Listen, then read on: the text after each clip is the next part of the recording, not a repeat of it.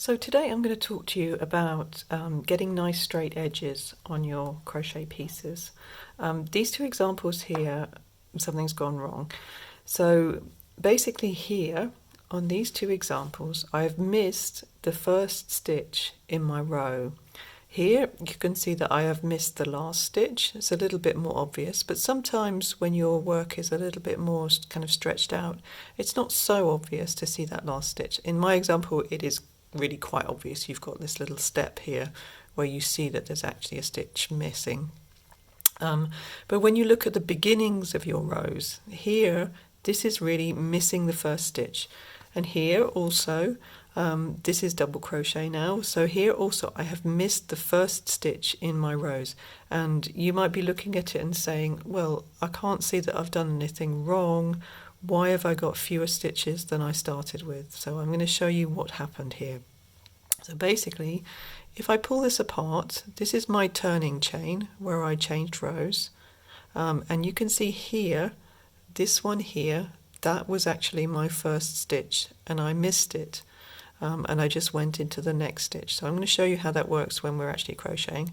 But just so that you can see, if you look at your piece and you want to see what goes wrong, then what you should do is really pull it apart at the ends and see if you missed a stitch. So here again, that's my turning chain. This one here should have been my first stitch.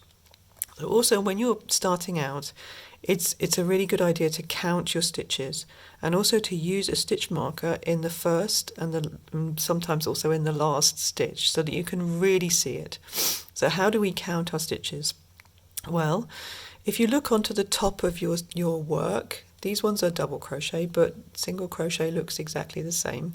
If you look on top of your work, you will see these two bars. So it's like a V. It's kind of like a V like this. Okay, and each one of those is a stitch.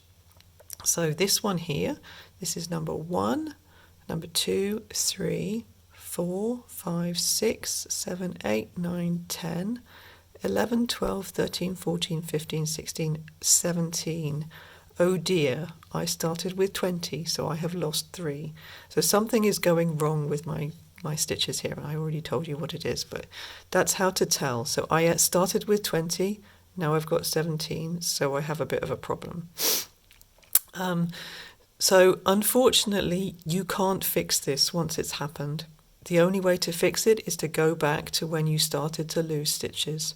So there's no way to kind of recover from that unless you decide that actually you don't really care about the slanting part here and you want to add some stitches to get back to the right number of stitches. But the best thing to do is to notice it quickly and then to go back to the beginning.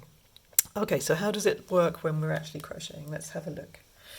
So here, this is single crochet now. So this one is just single crochet, and I'm at the end of my row here. So I'm at the end of a row.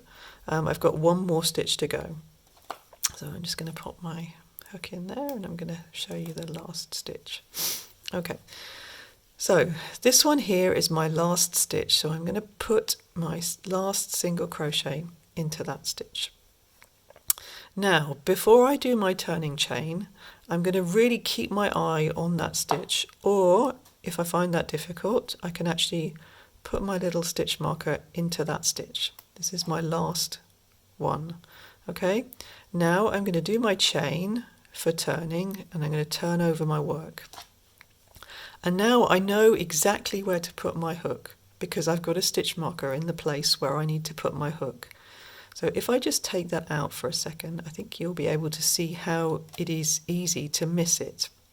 So now I've got my chain, and if I'm just kind of pulling my work like this one doesn't really look like a stitch. It looks like it could be part of my chain, but that's not true. It is actually a stitch. So if I turn my work on the top, I can see that this here is my chain, my one single chain, and that is my first stitch.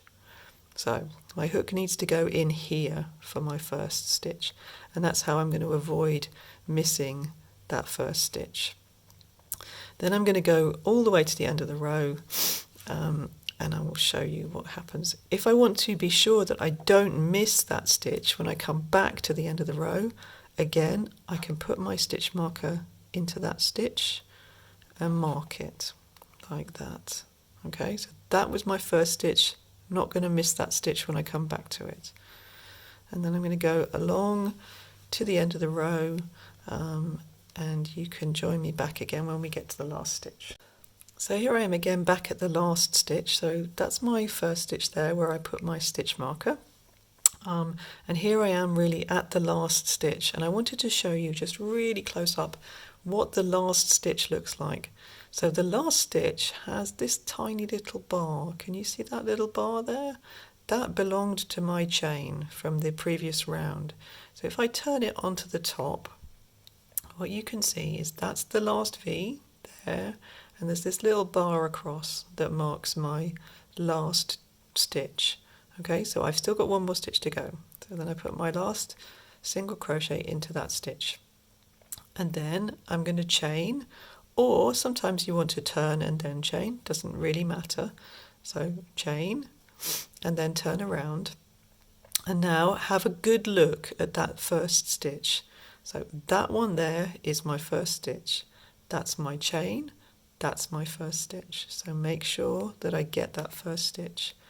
And then I will come back down to the end of the row, and I can see that I've got here my last stitch is marked with that nice stitch marker, so I'm never going to miss it. Okay, and if you again look really closely, you can see that little bar that marks my last stitch. Okay, I'm going to show you also with some double crochet how it works, because that looks slightly different. Okay, so with our double crochet we are chaining 3 at the end. So there's more chains, easier to get mixed up. Okay, so here I am at the end of my row. I've still got one more stitch to go.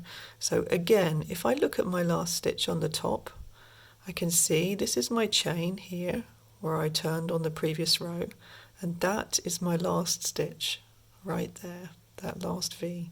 So this is still part of my chain. So let's just unclip that and do my last stitch. So I do my last double crochet in there, and then I need to turn and chain, or chain and turn. It doesn't really matter which way round you do it, whether you chain first and then turn, or whether you turn and then chain. It doesn't matter. So I'm going to do my 3 chains for turning, and I'm going to keep an eye on that last stitch that I did. So that was my stitch. So 1, 2, 3 for my chaining turn, and now I'm going to turn around.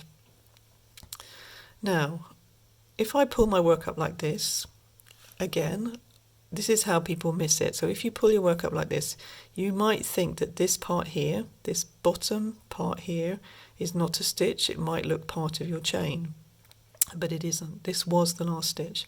So if I turn around and have a look at my work, just hold the chain out horizontally, I can see that that one there is my last stitch. So let's put a marker in it. Let's put my hook back into my chain, turn around, and now I can see that where I marked it is exactly where I need to put my hook. So let's put my hook in there. Let's whip that hook out, that marker out, because it's a bit in the way. And that's how I'm going to not miss that first stitch in my row.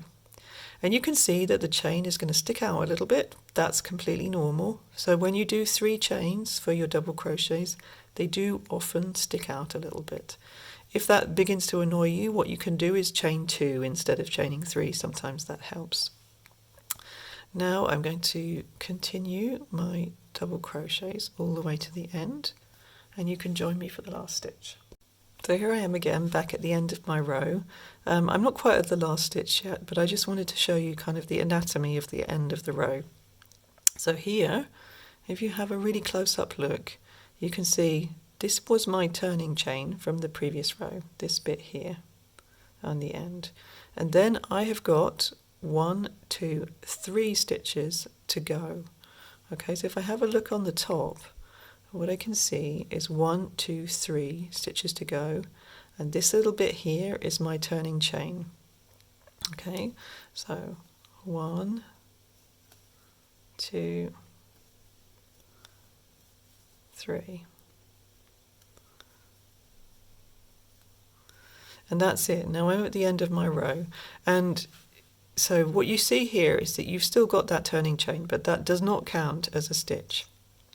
Now, except if your pattern tells you that the chain counts as a stitch. That sometimes happens. So sometimes a pattern will tell you that the chain 3 or the turning chain counts as a stitch. So what does that look like if I'm doing that? Well, then what I'm going to do is I'm going to do my chain 3, and instead of putting a stitch marker in that first stitch to mark my beginning, what I'm going to do is I'm going to put a stitch marker in my chain, because that chain counts now as the first stitch. So actually now, if my pattern tells me that my chain counts as a stitch, I'm going to skip that first crochet.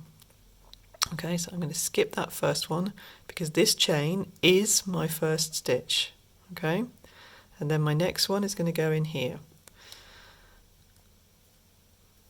Okay, now what you will see is if your pattern says that first chain counts as a stitch, you're going to have a little gap. So I personally don't really like that in my work, but sometimes there is a reason for that. So sometimes that you have a pattern where you're not just doing single stitches like this, or not doing just one stitch, but you might be doing different types of stitches in different orders. And there might be a reason for having that turning chain counting as a stitch. I'm going to go ahead and go all the way to the end of this row, and then I'm going to come back and show you how to put your last stitch into that turning chain so that you don't miss it. Okay, so I'm just going to go ahead and then I'll come back in a sec. So now I'm back at that end point again. So what I did since the last part was, you remember I chained. I put a marker in my chain because it counts as a stitch here, and then I went all the way to the end. I did my chain, and then I came back all the way again. So now I'm back at the end of my row, and I have to put a stitch into that turning chain because that chain counts as a stitch. So I've still got 2 regular crochets to go, so 2 regular double crochets, and then I need to put a stitch into that turning chain. Okay, so there I've got my last 2 regular stitches, and now I need to put a stitch into my chain. So where I want to put it actually is not exactly where I put that marker. In fact, I want to put it right there next to this last double crochet, excuse me. So I'm going to put my hook in there, in that chain, and I want to try and get under the 2 pieces if I can. And sometimes it helps to put it with your fingernail just under there and under there. It can be quite tight. Okay, so that's where my last stitch is going to go, right there. Okay, and that's how to put your last double crochet into the chain. As I said, it does leave a gap, so there might be a reason for that in your pattern. This gap might be wanted. What it does do is it makes your edges straighter. So here, where you've got the turning chain, you will always have that bit that kind of sticks out. So your rows tend to have little bumps like this. You can probably see it a bit easier where here I've got 2. So I've got a bump, a little flat bit, a bump. And that's what happens when you do your chain and then put your crochet into the first stitch. But when you've got this chain counting as a stitch, you're missing that first stitch and putting your first stitch into the second one, and then the chains, they kind of stand up a little bit more. But yes, you will end up with this gap where you missed the first stitch, or deliberately missed the first stitch. So it depends on what your pattern says and what you prefer. Both ways are okay. And yeah, that's how to not miss the first and the last stitch when you're doing your crochet.